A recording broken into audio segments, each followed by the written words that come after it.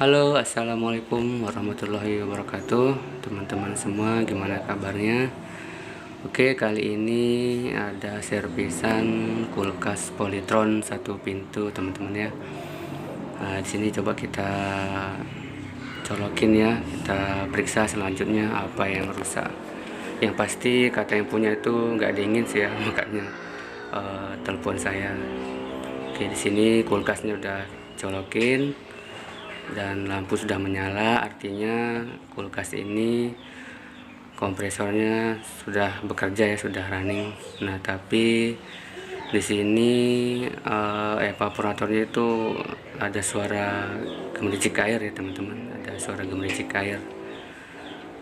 Artinya di sini evaporator ini ada kandungan oli ya di evaporatornya. Nah, nanti kita flashing, teman-teman ya. Oke, ikuti terus ya videonya, semoga bermanfaat. Oke, seperti biasa untuk langkah pertama ya, kita coba cek nanti berapa ampere dari kompresor kulkas ini, teman-teman ya. Artinya kalau ampere rendah berarti ada kemungkinan kulkas ini mengalami kebocoran, teman-teman ya. Nah, di sini coba kita colokin dan kita lihat nanti berapa ampernya. Oke, di sini ampere tertera 0,57 atau 56 ampere ya. Cukup normal sih untuk ampere kulkas satu pintu. Oke, di sini saya raba bodinya itu nggak terasa hangat ya atau panas, teman-teman. Jadi kulkas itu normalnya bodinya itu harus hangat atau panas, teman-teman ya, karena di dalam bodi itu ada kondensor yang tertanam ya di dalam bodinya. Nah, di sini di evaporator keras sekali ya suara gemericik airnya. Nah, nanti sekalian kita flashing. Nah, untuk kawat termostat sudah benar ya di posisinya, nggak terlepas. Dan di sini saya raba di evaporator masih bagus ya, nggak korosi. Karena kalau tanda-tanda evaporator korosi itu ada bercak-bercak oli, teman-teman ya. Itu artinya evaporator sudah korosi. Oke, untuk langkah selanjutnya kita potong ya untuk pipa kapiler. Nah, di sini ternyata memang benar ya untuk kandungan freonnya nggak ada, teman-teman, cuman udara aja yang keluar. Artinya memang sudah pasti ya kulkas ini mengalami kebocoran di kondensor bodi ya, teman-teman. Nah, nanti sekalian kita ganti aja untuk kondensornya. Di sini sebelum kita potong pipa, kita bersihkan dulu ya dari kotoran-kotorannya, supaya nanti pada saat kita potong itu sisa-sisa dari alat potong itu nggak masuk ke pipa, teman-teman ya, supaya bersih. Tujuannya sih itu, teman-teman ya. Jadi sebelum kita potong, kita bersihkan dulu permukaan pipanya. Oke, di sini kita potong dulu ya untuk pipa hisap dan juga pipa tekan dari kompresornya. Nanti sekalian kita cek untuk kandungan olinya, teman-teman ya.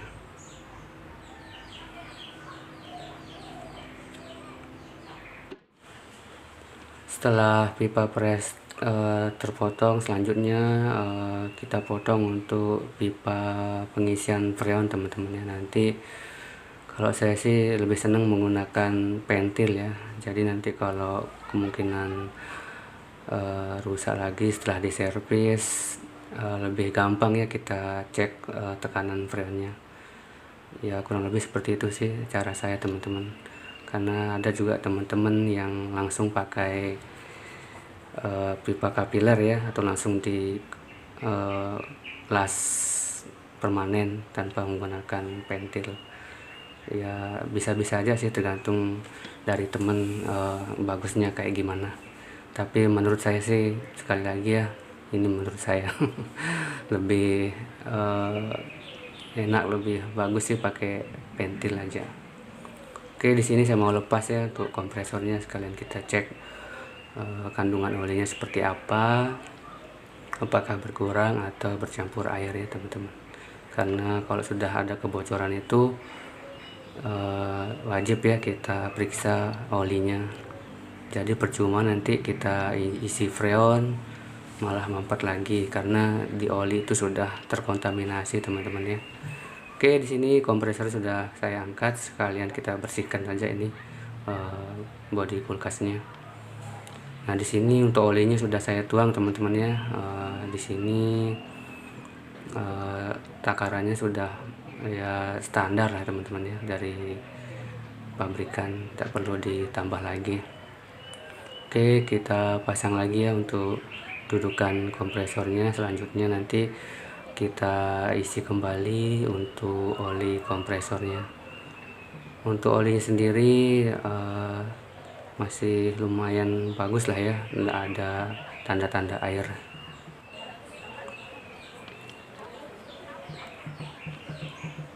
Oke, setelah dudukannya kencang, pastikan kompresornya juga sudah kuat. Selanjutnya kita isi olinya teman-teman ya. Nah, di situ olinya masih agak bening ya, masih lumayan lah bagus.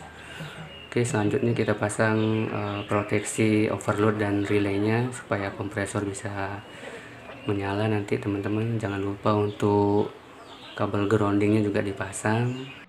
Dan selanjutnya kita masukkan olinya ya. Nah, ini cara saya untuk masukkan oli ke kompresor ya, dengan bantuan selang. Kita pasang di pipa hisapnya, kasih isolasi supaya ngevakum ya teman-teman, supaya hisapannya kuat. Selanjutnya kompresor kita nyalakan. Terus untuk ujung pipa hisap yang untuk pengisian freon ditutup ya, supaya olinya terhisap masuk ke dalam kompresor. Nah, seperti itu, dimasukkan pelan-pelan sampai olinya itu benar-benar habis ya teman-teman. Oke, seperti itu. Nah, selanjutnya nanti kita biarkan kompresor ini running dulu teman-teman ya, jalan dulu beberapa menit untuk sirkulasi di dalam mesinnya. Nah, di sini untuk pipa pres aman ya, nggak ada oli yang keluar. Artinya kompresor ini benar-benar bagus teman-teman ya. Untuk kompresinya juga lumayan kuat.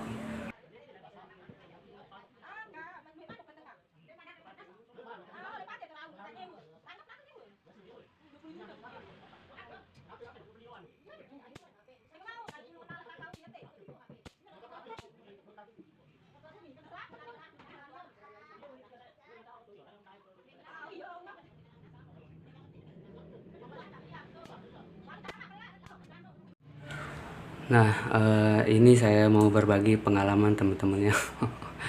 Jadi untuk kulkas yang desainnya seperti ini, yang enggak dilas langsung atau memakai klem ini, biasanya ya teman-teman sering bocor ya, bocor halus sekali, kurang-kurang itu enggak kita ngeh ya, atau enggak kita perhatikan. Nah, di sini sekalian kita coba ya, kita kasih busa di sambungan klemnya ini, lalu pipa presnya kita tutup ya, sambil kita lihat apakah bocor atau enggak.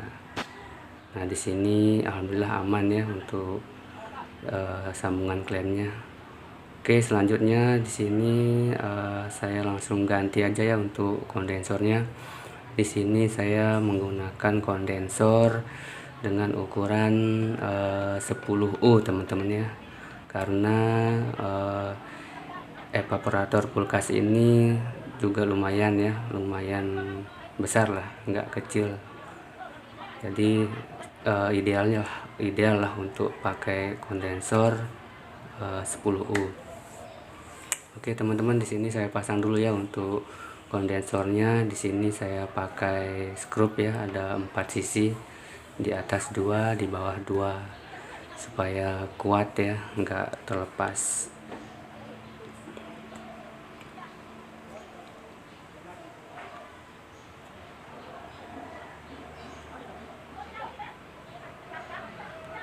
Oke, selanjutnya di sini saya menggunakan kaleng freon teman-teman ya, untuk membengkokkan pipa kondensor supaya posisinya tuh pas nanti ya pada saat kita sambung di pipa kompresor bawaan kulkasnya.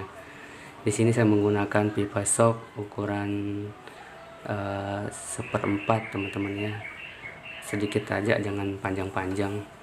Oke, di sini kita sesuaikan dulu ya, kita cari posisi yang pas untuk penyambungannya. Oke, selanjutnya di sini saya las untuk sambungan pipa ya. Untuk penyambungan pipa antara tembaga dengan besi itu kita pakai borak teman-teman ya. Di sini saya menggunakan borak cair ya, borak pasta, jenis pasta maksudnya. Nah, seperti itu, kita panaskan dulu pipanya. Kalau sudah membara baru kita tempel pakan lasnya teman-teman ya, sampai kira-kira menyatu dengan sempurna teman-teman ya.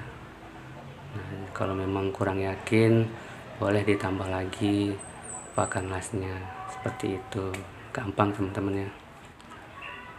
Oke, selanjutnya kita dinginkan las-lasan kita. Selanjutnya nanti kita tes press ya, kita cek bocor apa enggak hasil las-lasannya. Oke, kompresor kita nyalakan dan ujung pipa kondensor kita tekan sambil kita cek apakah las-lasan yang tadi bocor atau enggak ya. Di sini alhamdulillah tidak ada kebocoran.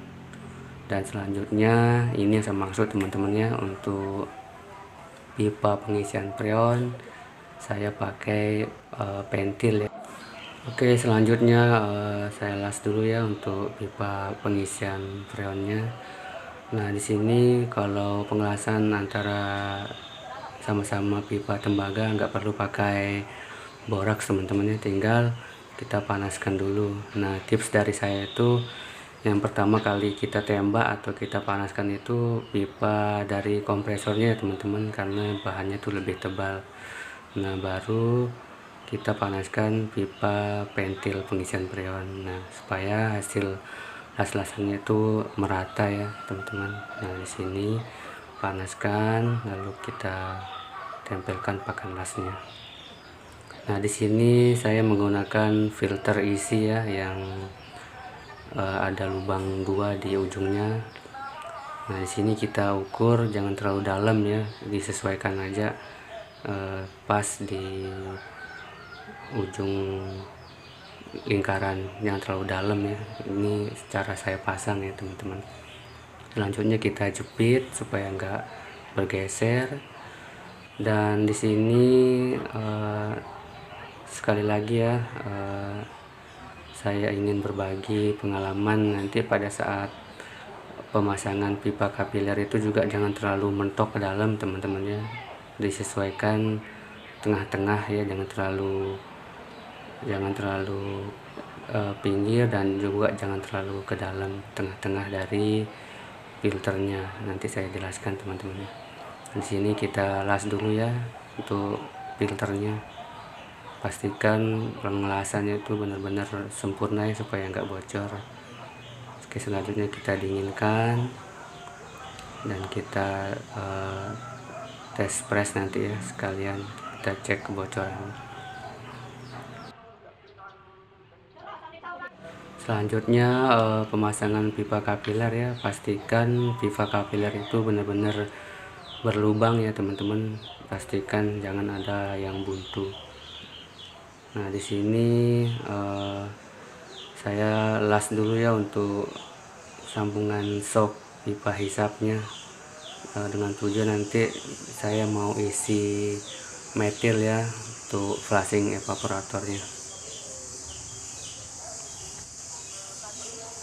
Nah, di sini untuk pipa hisapnya saya sambung dan saya kuatkan menggunakan isolasi ya, supaya nanti bagus ya untuk hisapannya.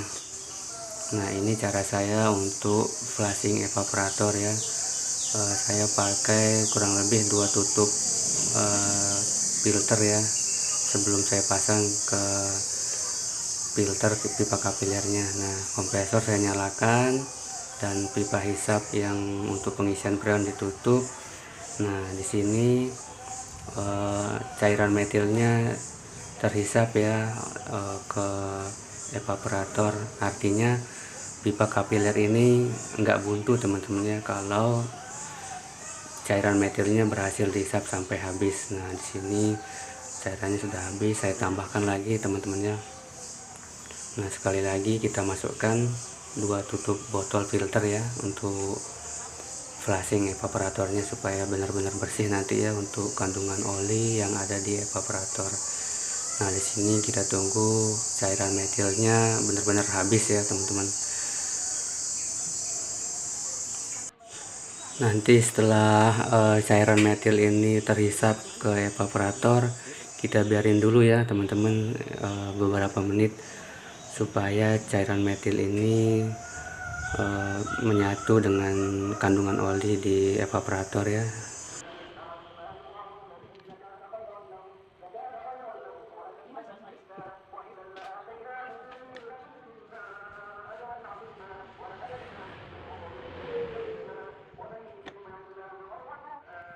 Oke, untuk langkah selanjutnya kita pasang pipa kapiler ke filter teman-teman ya. Nah ini maksud saya yang tadi ya, untuk ukuran masuknya kapiler ke filter itu jangan sampai mentok menyentuh screennya ya atau saringan yang ke dalam. Nah kira-kira tengah-tengah lah ya teman-teman, jangan terlalu keluar, jangan terlalu ke dalam. Nah selanjutnya kita jepit agar setelan yang tadi kita ukur itu enggak berubah ya.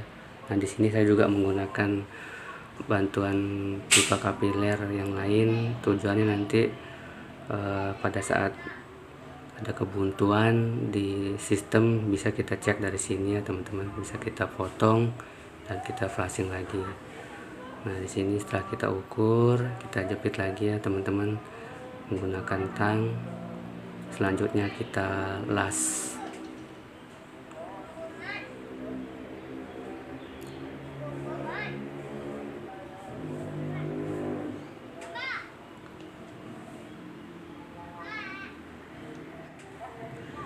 Nah di sini langkah selanjutnya kita las untuk pipa kapiler ya teman-teman. Panaskan dulu keduanya ya, filter dan pipa kapilernya. Nah setelah permukaannya membara, langsung kita kasih pakan las teman-temannya. Nah usahakan jangan sampai ada celah ya supaya nggak bocor. Nah kita kasih pakan las yang merata. Nah seperti itu.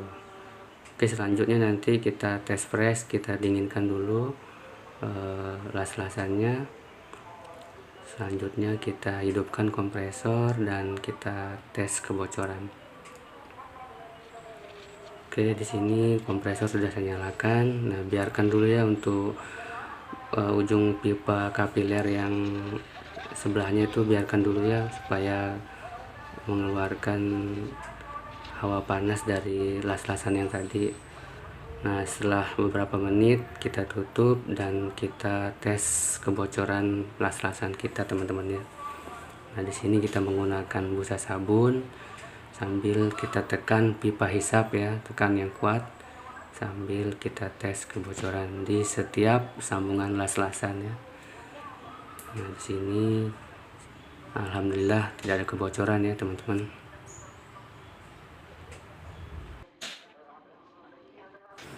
Oke, untuk selanjutnya kita flushing evaporator ya teman-teman. Caranya kita tekan pipa balik ya, pipa hisap sambil kita lihat kandungan olinya. Di sini banyak sekali teman-teman ya tuh. Nah, ulangi langkah-langkah ini sampai benar-benar bersih ya, tidak ada kandungan oli lagi yang keluar. Nah, itu. Karena tadi sudah kita masukkan ya untuk cairan metilnya. Nah di sini sudah hampir lumayan bersih ya teman-teman setelah diulangi beberapa kali. Nah kalau sudah yakin bersih, selanjutnya kita las untuk semua pipa teman-teman ya.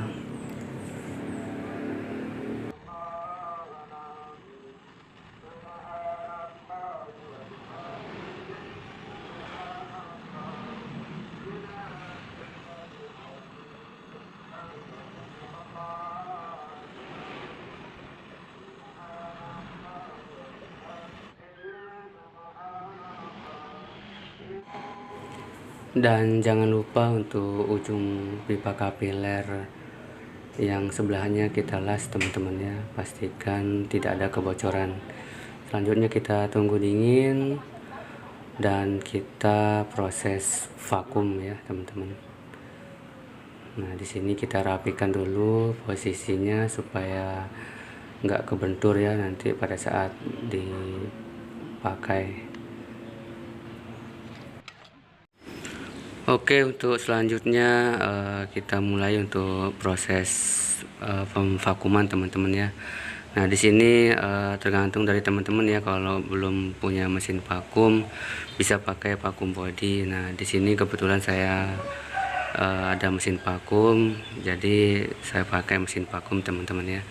Oke, untuk selang manifold warna biru saya sambung ke kompresor, sedangkan untuk kabel warna kuning kita sambungkan ke mesin vakum ya. Nanti selang yang warna kuning ini setelah selesai kita vakum kita sambung ke kaleng freonnya teman-teman ya. Nah, oke. Di sini untuk colokan mesin vakum saya colokin dan mesin vakum dinyalakan, dan jangan lupa untuk valve atau keran manifoldnya dibuka ya supaya udara dalam sistem kulkas itu terhisap ya. Oke, di sini saya biasa kurang lebih 20 menit ya, kita tunggu sampai di bawah 0. Oke, setelah kurang lebih 20 menit untuk di jarum manifold sudah hampir mendekati ya di bawah 0 jarum manifoldnya. Nah selanjutnya untuk valve-nya kita tutup, kemudian kita tunggu sekitar 5 menit lah teman-teman ya. Sekiranya jarum ini tetap stabil berarti las-lasan kita itu aman ya, nggak ada kebocoran. Tapi kalau jarum manifoldnya naik berarti ada kebocoran gitu teman-teman ya.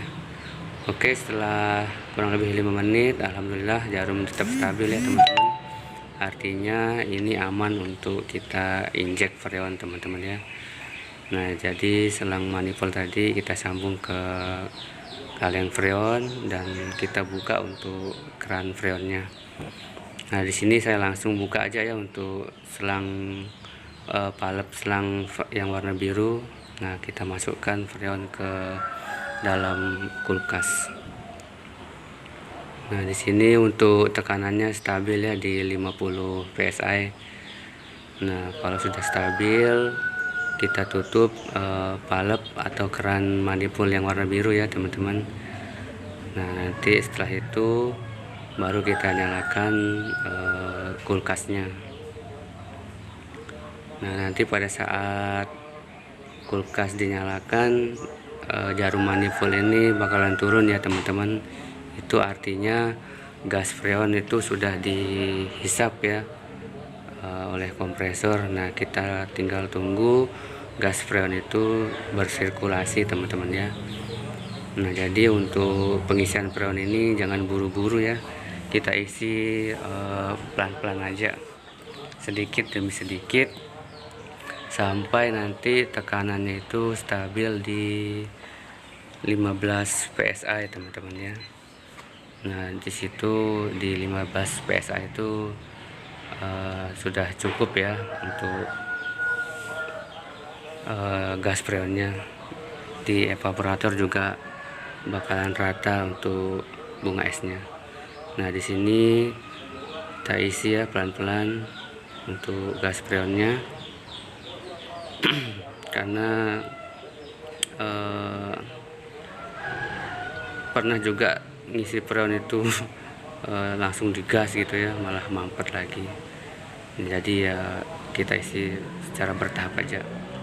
Nah di sini untuk filter terasa hangat ya, untuk semua jalur kondensor sudah hangat, artinya sirkulasi freon ini sudah lancar teman-teman ya. Oke, di sini sudah tekanan stabil di 15 psi, ampere di 0,58. Itu artinya sirkulasi sudah berjalan dengan lancar gitu teman-teman ya untuk pengisian freon. Nah jadi sebelum pulang kita cek semua las-lasan ya pakai tangan Kalau memang semua sambungan las-lasan kering, nggak ada bercak oli, itu artinya semua las-lasan kita itu aman ya, nggak ada kebocoran. Nah, di sini tangan saya kering ya, nggak ada bercak oli. Oke, segini dulu dari saya teman-teman ya. Sampai jumpa di video selanjutnya. Assalamualaikum warahmatullahi wabarakatuh.